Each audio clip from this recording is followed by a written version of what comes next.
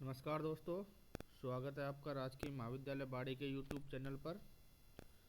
आज हम अध्ययन करने जा रहे हैं हिमानी द्वारा निर्मित स्थलाकृतियों के बारे में। इसमें सबसे पहले हम आपको बता रहे हैं कि हिमरेखा क्या होती है, ये जानना बहुत ज़रूरी है।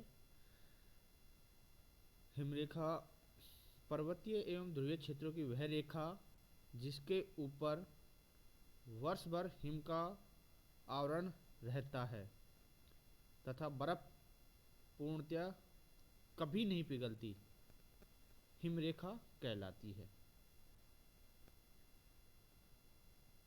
हिमानी या हिमनद धीमी गति से बहने वाली हिम या बर्फ की नदी हैं। इससे निर्मित स्थलाकृतियाँ निम्नलिखित हैं। सबसे पहले है यू आकार की घाटी। पहाड़ों पर पहले से मौजूद नदी घाटी में हिमानी के लंबवत अपर्दन से यू आकार की घाटी का निर्माण होता है। नेक्स्ट स्थलाकृति है एरिट। किसी पर्वत के दोनों ओर सर्क के विकसित होने से मध्य का भाग अपर्दित होकर नुकीला हो जाता है, जिसे इरिट कहते हैं। नेक्स्ट स्थलाकृति है निलंबित घाटी, जिसे हैंगिंग वैली भी कहते हैं। जब किसी मुख्य हिमनद में कोई सहायक हिमनद आकर मिलती है तो हिमनद घाटी पर लटकती सी प्रतीत होती है, जिसे लटकती घाटी कहते हैं। नेक्स्ट स्थलाकृति है सर्क। जब किसी पर्वतीय भाग से हिमानियाँ हटती हैं तो वहाँ आराम कुर्सी की तरह की आकृति बनती है, जिसे सर्क कहते हैं। नेक्स्ट स्थलाकृति है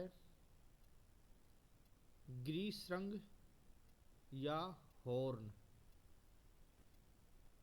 जब किसी पर्वतीय भाग पर चारों ओर से सर्क बनने लगते हैं तो बीच का नुकीला शीर्ष हॉर्न कहलाता है। नेक्स्ट स्थलाकृति है ड्रमलिन।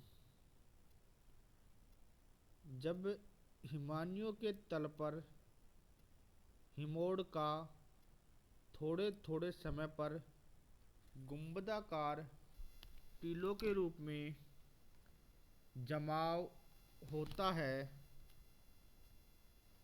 तो उससे बनी स्थलाकृतियों को ड्रमलिन कहा जाता है। ड्रमलिन मुख्य रूप से समूह में मिलते हैं।